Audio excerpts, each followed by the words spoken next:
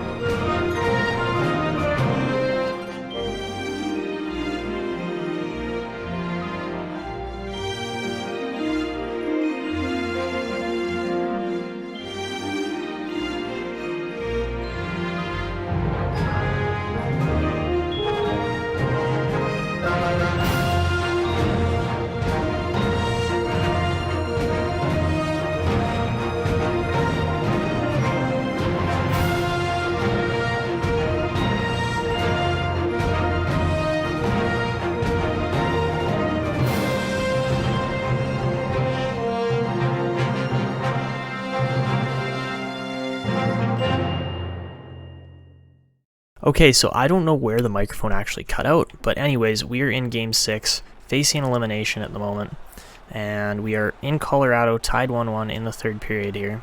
Just killed off a 5-on-3, and, well, let's see what we can do here. Ooh, Trey Weller, great shot. Also, what's his name? Matvei Michkov is playing absolutely phenomenal right now, but gotta see what we can do here. Magnus Oduya rips one through traffic, misses it though. Good poke. Here comes Antoine Morand with 3 seconds left. Over to Rossi. Oh, come on, Byron. Your stick isn't 8 feet long. And I'm realizing now how glitchy the gameplay is. This is brutal. I'm sorry, guys. I think we're back now. I'm not sure, honestly, if we are. Because my recording in OBS and everything is so not used to the Series X and the power that it has that, honestly, I think most of that recording was ruined. But anyways, we're in Game 6 now. In overtime, we could very potentially be knocked out right now against Colorado, which would just suck, but it happens. So, let's see. We are in overtime. We've forced a 1-1 game up to this point. Claude Giroux comes walking in. Good stick by Kirill Kaprizov, though. And they're going to just play defensively all over us, which is not fun. Come on. Why are you sitting 4 guys back? Is it because you've been outchanced like 10-1 at this point? Maybe not 10-1, but Claude Giroux just immediately finishes off our season. And we lose in 6 yet again. So this team has not really made any real progress. That was such a bad giveaway too, and yeah, we go out again in the first round, lose to a lower ranked but potentially deeper Colorado team with no goaltending. And it's funny how that works, as we had Darcy Kemper, Colorado's old goaltender, and what does he do? He plays like he's still on Colorado. So, oh man.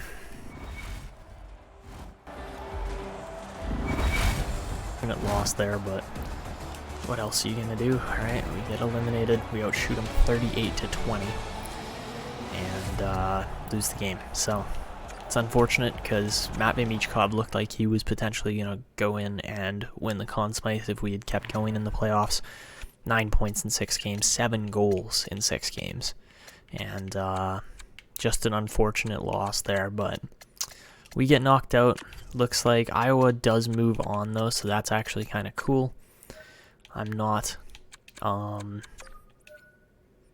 completely disappointed in Minnesota. Obviously, Colorado is a very good team, but we did not pass the expectation of moving on to the second round here. So out of all honesty, we had almost an identical season to last year, which is too bad because last season wasn't the best. But we're going to simulate ahead here. You guys will see how fast the sim engine is. But, of course, we're trying to beat Texas here now with Iowa, and I think they can do it, to be completely honest. I think Iowa's got what it takes, and Silverberg's out for some reason. Kind of stinks, but, you know, it is what it is. We'll switch Hunt back in here because he's actually pretty decent.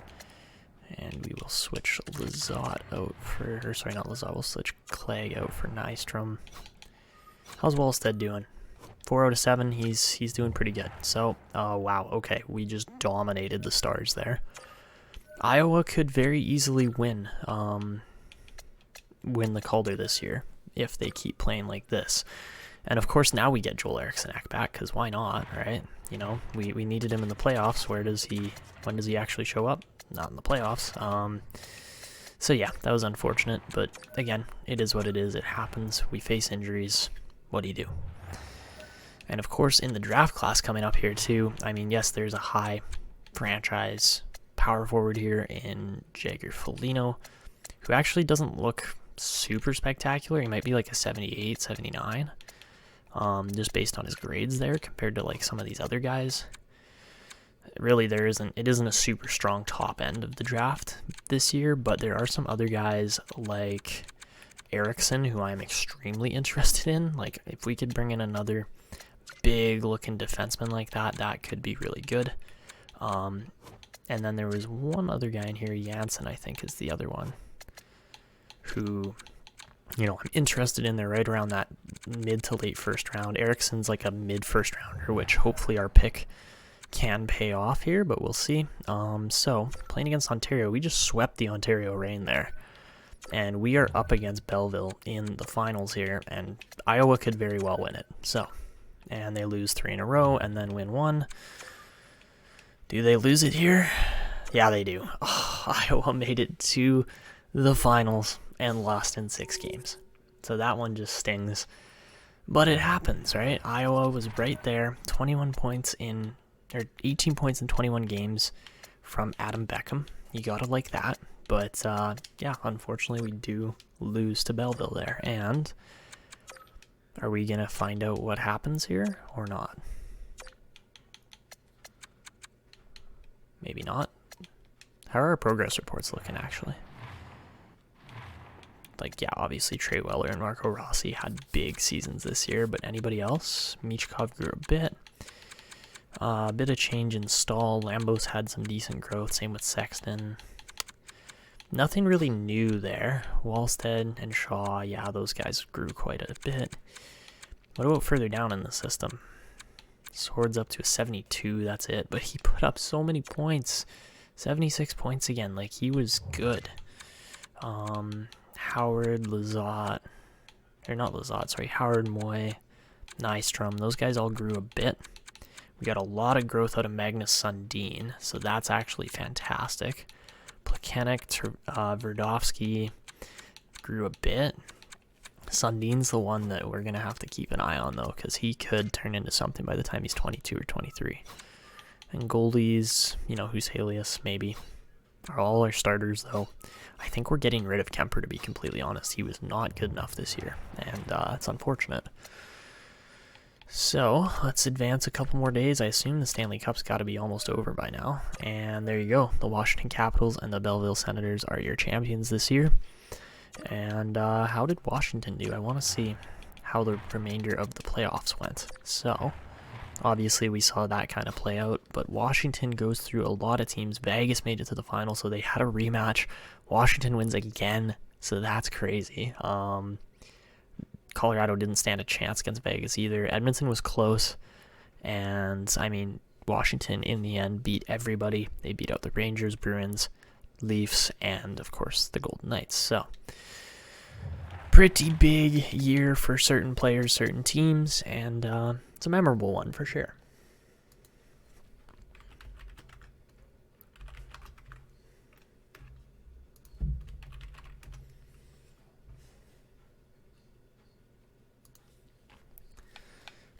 As far as player awards go now, of course, Capitals won the Cup, Oilers won the Presidents, Vegas with the Campbell, and Washington with the Prince of Wales.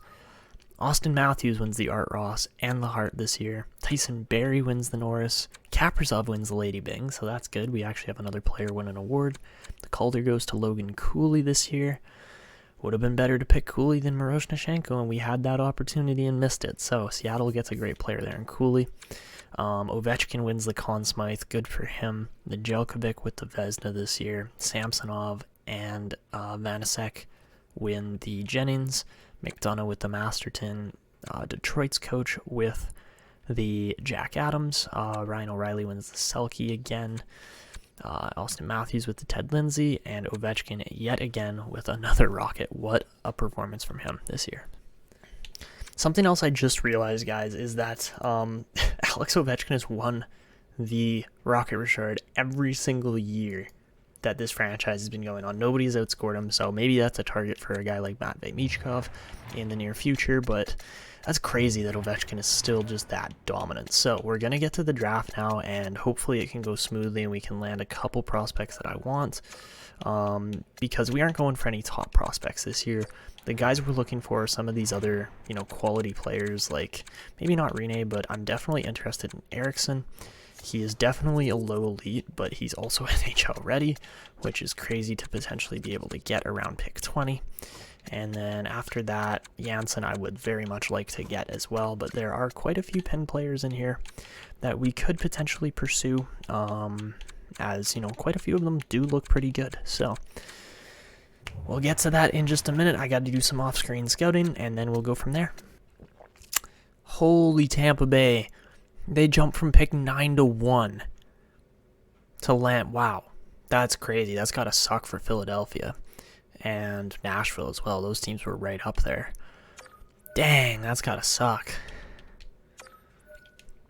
All right, as far as retired players go, Marleau retires this year. Same with Parise, Keith. Lots of pretty decent players in here. Nobody crazy good, but, there's some good players in here for sure. Is that Jack Johnson? That is Jack Johnson, 3rd overall pick in 05. What about goalies? Devin Dubnyk, Thomas Greiss, Michael Neuwirth. Yeah, all pretty good players. Kari Ramo, I forgot he even played in the NHL, honestly. All right, guys, so we are at the entry draft, and I think it's where we're going to wrap this episode up, honestly, which is it's going to be a little bit of a shorter episode, which I apologize for. But the reason being is because when I'm looking into this draft class, there are players that I want, and honestly, one of them that might make sense, especially if Tampa is willing to trade their pick, because that's the thing, is we're not going to go for Foligno unless he's got one of those little trade arrows like Tampa wants to get rid of the pick. But if that is the case, which I'm really hoping is, because they already have 4 really good centers, I would love to bring in a high franchise player that somewhat fits our system. I think that would make a lot of sense. Not only that, he's a Foligno, which I don't know if he's related to Marcus Foligno, but Foligno seemed to have had a really good time in Minnesota, so I would love to pull him in if that's a possibility. And not only that, but he, apart from that, yes, I want to go for Foligno if we can. I'm sure I'm going to hear some backlash in the comments just for even saying that, but I also want to go for, of course, Par Eriksson, who looks really, really good too. 6'5", 209 pounds. He's a 2A, a low elite defenseman in the first round. I think we'll trade up for him.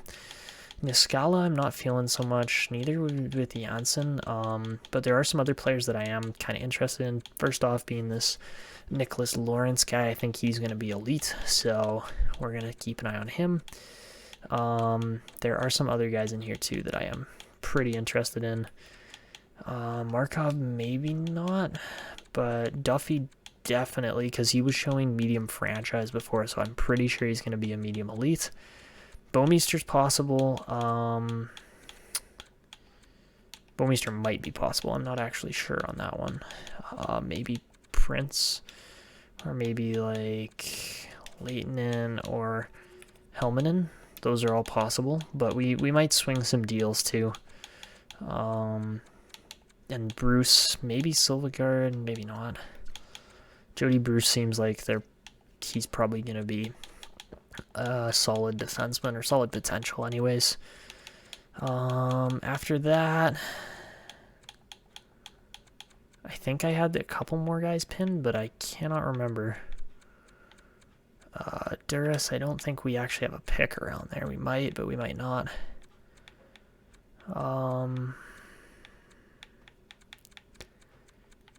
Scouting didn't turn out all that great this year, unfortunately. Like, we definitely missed some players, and other players just didn't get scouted properly. So, apart from that, there really aren't too many players in here that I've scouted that we shouldn't go for. Maybe Jakina, Jakina, however you say his name. We'll probably go for him in like the 6th or 7th round. I would assume 6th because we'll probably be picking a little bit later back.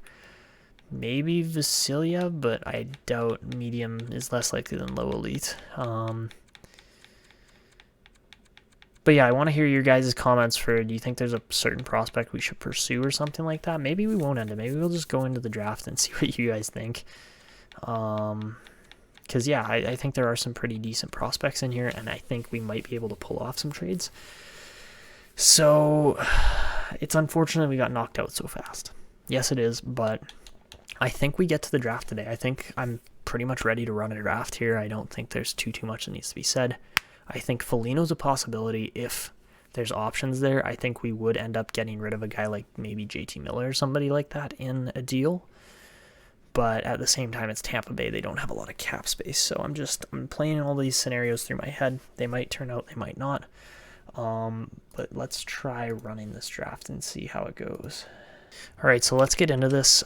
Honestly, I don't entirely know how this draft's going to go, and they do want to trade for it. So I want to see what they are willing to potentially offer. I think Tampa could offer a decent package here since we would just be trading for one pick. Maybe not. No, those aren't great. Okay. I wouldn't. There's not a lot of guys I'm really willing to part ways with. I think personally I could toss a better deal together than this. Obviously they're gonna want a top end rookie or player along those lines. So for the first overall pick, you gotta throw something good back in this deal. I don't really want to give up Kuznetsov. I think he's a great player, but we're gonna have to throw something back at this deal. I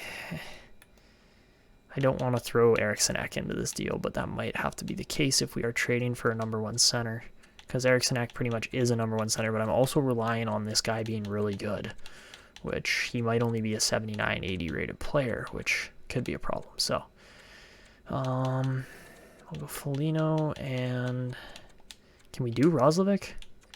No, they're over the cap. Okay, who's making a lot of money on this team? McDonough would make sense. So would Chernak. Chernak's for 6 years. Does he fit our system? Possibly defensive pairing 2. McDonough on 3. I'll take Chernak if they want to offer him. Yeah, I'm going to go with Chernak. Is that actually going to go through? There's no way. I mean, Eriksson Ek's pretty much valued at that first overall pick. So if we add Roslovic, yeah, we're giving up a good contract in Jack Roslovic. Same with, we're giving up some good contracts, but I think it's going to go through. And it does. Let's go. Okay. So personally, I think that's an insanely good deal, especially for a top-end player like that. And, well, in exchange, you know, we did give up some of our better players as well, like some of our top-end forwards, but we got a good defenseman back, which I really like. I think that was a good move. And we're about to add another Foligno to this team, which is actually very exciting. So, I don't know why it's still counting down the Tampa pick. There we go. Okay. So we're just going to call a timeout here because I also want to trade with Boston for this pick number 17. So we're going to go find a trade with them because I am attempting to operate a good draft and pull some prospects that aren't necessarily top end but could be really good still. I hit X. Crap. Okay. So any chance we can do... I want that 17th pick. If we could get pick 98 too, I would not be against it. So can we do 17 and 98 and see what they're offering? I don't want to give up any of those defensemen. They're all really good.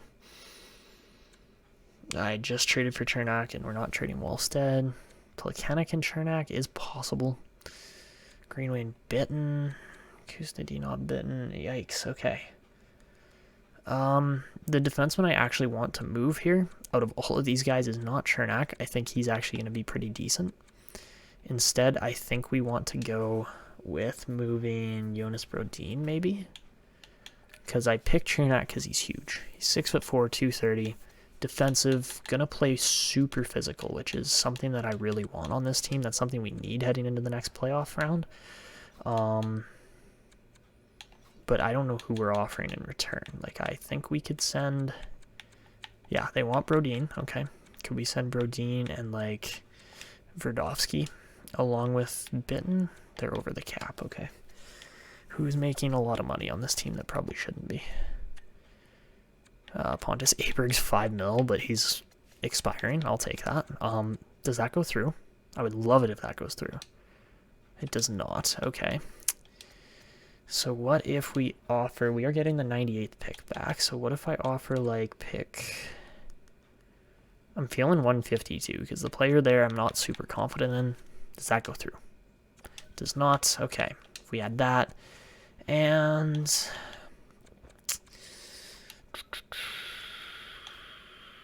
I guess we could go with Plekanec, but he's also showing pretty well. He won 16. Is that really the move we want to make? I would rather throw Kemper in there, but we have no cap space to move around. Let's go Plekanec, because that's guaranteed going to get the deal done and might even get us like another third rounder or something, which could be good. So let's try that. Does it go? That it does. Okay. Okay, so at this point I have gotten almost all the picks that I planned or that I'm looking to plan out, but one more team that has a lot of picks right around the area that I'm actually quite interested in is Arizona. And Arizona's got a lot of picks. Like, look at this. They've got 1, 2, 3, 4, 5, 6, 7, 8, 9 picks in the first 2 rounds. So not so interested in our own pick, but I think we're going to go with this one. I think 63. Yeah, 63 works for Duffy because he's like 70-ish. And then if I can snag like 44 and 47, I know it's a lot of picks, but they've got a lot of picks too. So, and in exchange, I'm sure we're going to be offering picks back. Like, I would like to get rid of, like, pick 88. There's nobody really around that we want. And then I don't know which else besides that. Maybe we go with, like, okay, they want Sword. Have to offer that. And I'm sure we'll have to offer other picks too. So, do we go with our next round pick? I think we're going to have to. That's probably a fair deal. I know it's a lot of picks, but I'm planning on hitting a pick or a player with every single one of those. So, sure, it's a first, but it's also Graham Sword, who's a good player as well. We got him 62nd, and he's looking like he's going to probably turn out. He's looking really good, to be completely honest. But we're trying to get 4 picks back, and I think this will go through, but let's try it. Does it go? That it does. Beautiful. Okay. So the only other trade I'm going to attempt to make is a Darcy Kemper trade. I want to just get him out of here. He did not have a good year. And at 34 years old, I just want to see what we can get back for him. There's only 2 trades. I guess we can take Detroit's number 212th pick. That should be okay. So let's do it. And we'll get a 4th rounder next year. So that, I think, is a worthwhile deal too. Okay, so we make 4 pretty big deadline deals. Obviously, the first one's a blockbuster in exchange for Eriksson Ek and Jack Roslovic. So 2 big names getting shopped for 1 center who is going to be the dynamic duo partner in crime with Matvei Michkov in the future. That being Jagger Foligno. I'm just going to look over the draft class one more time, and then we're going to make our picks here. Okay, so honestly, I think we are going to be picking off the board here a little bit, but I think that'll be all right. So let's get to it. Obviously, the first pick is going to be Jagger Foligno. No question in my mind about that. And not only that, he's been scoring for a while, too, in the USA League. So we're going to take him. He wasn't super crazy this year, but size and skill, 200-foot game and magic hands is exactly what we're looking for in a power forward type player.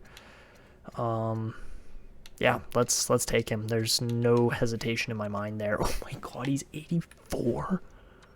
That's more what I was expecting from Matvei Michkov when we picked him, but no, Jagger Foligno's definitely a player. He's going to be really good. 93 offensive awareness, 88 defensive is really good too. Yeah, he's going to be a legit player here for this upcoming season. Met multiple seasons, to be honest. So Rene was decent. Ooh, high top 6 for Arizona. Poor Arizona. They've got lots of picks to make that up, though. And yeah, Foligno is definitely worth trading up for. So next up, we're going to take Par Eriksson. Again, NHL ready in the mid-first round. Okay, he's 76 overall, so not spectacular, but he is loaded on X factors and superstar abilities. That's a lot, and at 6'5", yes please. Yep, that's that's a player we wanted, absolutely. So that's a good pick. We're over to pick 44 next, and pretty decent players through here. Persad turned out all right. Who else got drafted in here? Gibson. Janssen went a little earlier than expected. Niskala was good. Lakinen was really good. Same with Mikanov. Man, there was some legit players in here. So, all right. Next up, I think we have to go with Nicholas Lawrence, especially with a 2-year ETA. He's got to be like 70 overall or so. And okay, he's 72. Oh, he's only a medium starter though. I thought he was going to be elite for sure. So that one kind of sucks actually, but I mean, he's still got some X factors, extra padding, and sponge. Yeah, okay, that's a good goalie still, and will probably be the backup for Jesper Wallstedt in a couple of years. But yeah, I'm happy with that one too. All right, so up next we're at pick 47, and I don't actually know who we're taking here. I might have traded up for an extra pick that we didn't necessarily need. That could very well be my mistake here. I want to say it was Pavel Markov, but I might be wrong here. Okay, let's yeah, let's take Markov. I don't know if this is the right player or not. Okay, yes, pin him to my watch list. I want him. But okay, yeah, we'll take him. Pick 47 is a little high for that, but that's okay. I don't think, yeah, none of these guys are really showing like really well. Kreutzer, potential 3-year ETA, low elite. We could use right wingers too. I don't actually know how good he is at all, so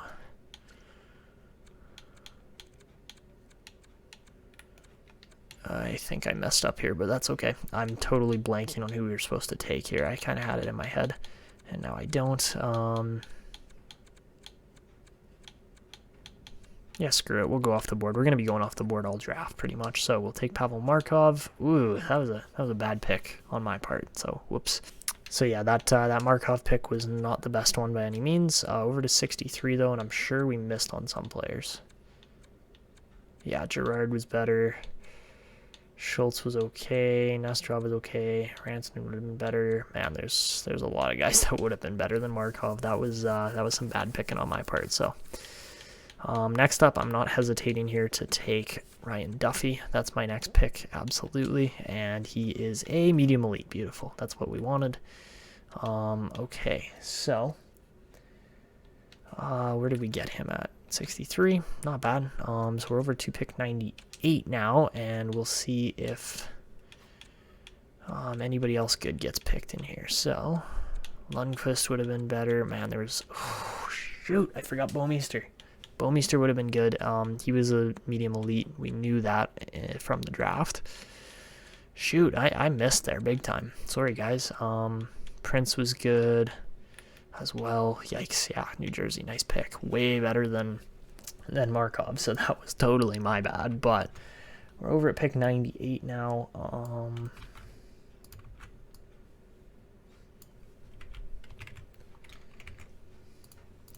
I think I know who we're taking, but I'm not certain. It's one of these two guys. You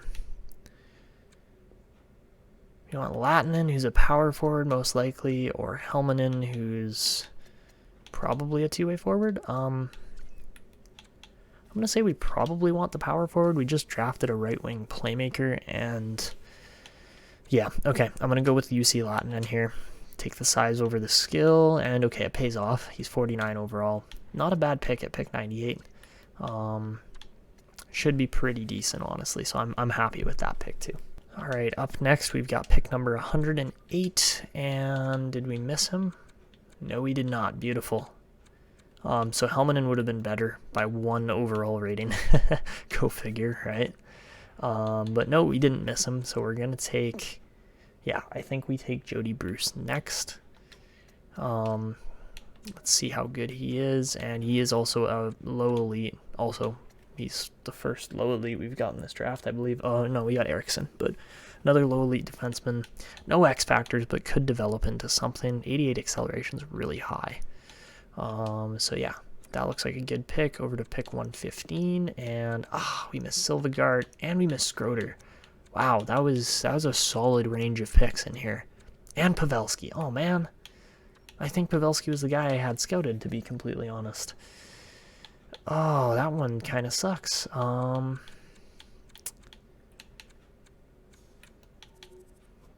Yeah, screw it. We'll take Warren Geisber. And he's a low 7th. Oh, that's just insult there. Oh, that's mean. So yeah, unfortunately, Geisber's is not a great pick, but now we go way over to pick 184. I'm sure there are prospects that we've missed in here. 2 decent goalies there in Dahl and Cappy. Apart from that, another couple fringe starters and a lot of bottom 6 forwards. Wow, okay, that is an immense amount of below average talent. Next up, who are we picking? I don't even know who's left. Justina, definitely. Anybody else with some potential? Vasilyev, maybe? But apart from that, maybe Calvert too, but that's, I think I'm going to go with Justina. I think he's going to be a low elite. So, he's not a low elite, but he's a low top 6, so that's not bad for a 6th rounder. Justice Justina should be pretty decent. Maybe he even makes the NHL at some point, so who knows. Okay, and finally over to pick, well, we got pick 212.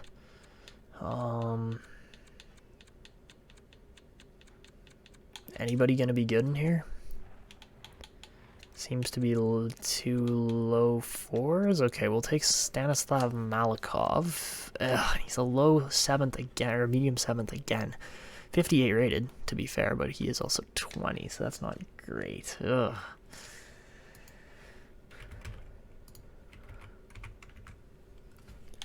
Okay, and then simming over to pick 216. And we're going to take Yves Letang. Why not? How good is he? Yeah, again, not great. Definitely lower rated than Malikov, but also 18. So, yeah, these guys probably won't get signed. They're totally write-offs for picks. That's unfortunate. All right, so that wraps up the draft. Overall, not a crazy draft, to be honest. I mean, Foligno, Eriksson are kind of the 2 names that are going to stick with this team no matter what. Probably Lawrence too. There's a good likelihood of that. Markov was a bad pick. Duffy, Leighton, and Bruce were good, so we got like 3, 1 bad pick, 3, another bad pick. Justina was okay, and yeah, we really missed on some picks this year, so Foligno is a good compensation in exchange for some of the terrible picks we made, but that's where we're going to wrap it up. Next episode, we'll get to the off-season and the re-signing phase because, well, overall, we've got some really good players in this team that are going to make a big impact here over the next couple of seasons or so, especially a guy like Eriksson. Like, look at this player.